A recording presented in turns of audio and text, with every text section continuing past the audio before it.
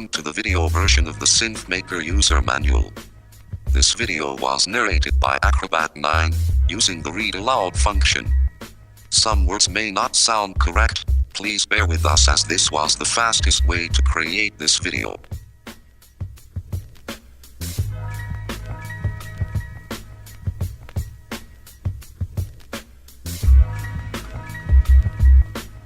SynthMaker User Guide version 1.0.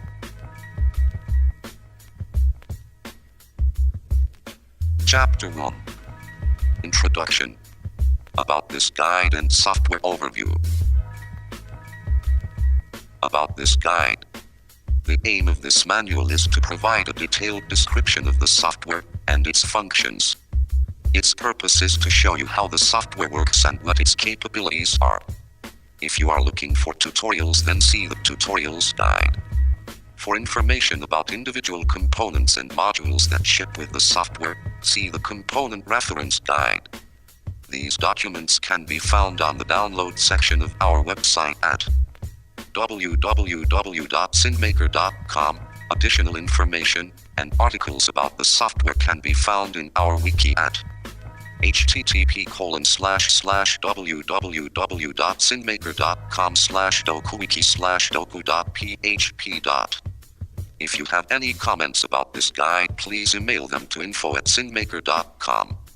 This is the same manual found on the SynthMaker website, but the video was not made by SynthMaker and is not affiliated with SynthMaker in any way.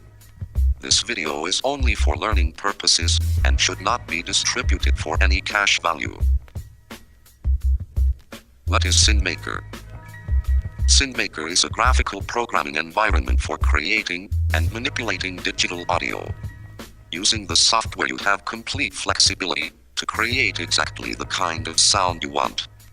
You can add customized controls to modify parameters in real time and group these controls together to make powerful user interfaces.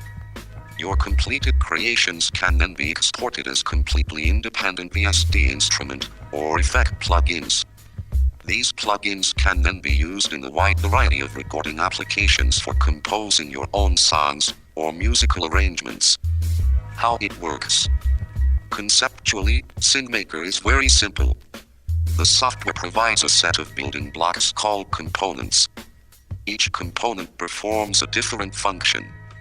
A component can take data in, process it, and pass it out. A component can therefore have inputs or outputs or both. The inputs and outputs are called connectors.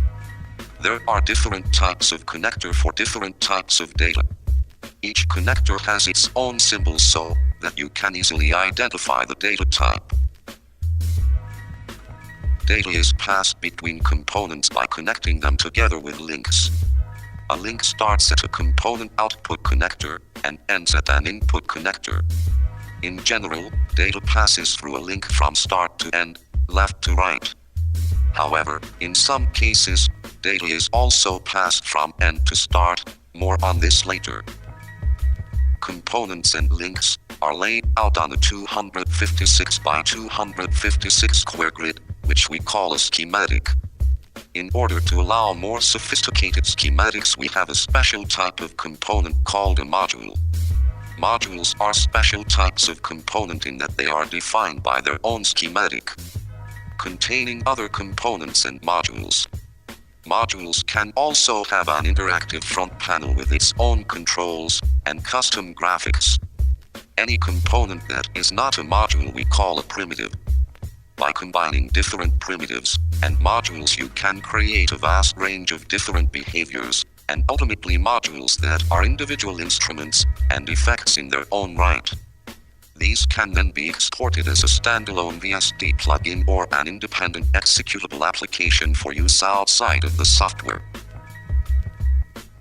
Digital signal processing in a nutshell.